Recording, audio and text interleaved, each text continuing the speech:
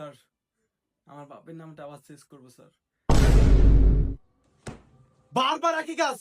তোমার কয়টা বাপ লাগে আর কত বাপ চেঞ্জ করবা?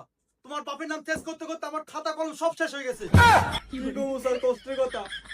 আজ পর্যন্ত যারে বাপ ডাকছি স্যার, কেউ পর্যন্ত জিতাইতে পারে নাই, খালি কষ্ট দিয়ে গেছে স্যার। যে বাপে সন্তানের মুখে হাসি ফুটাইতে পারে না, ওই বাপের নাম দেখে লাভ নাই, লাভ নাই, লাভ নাই।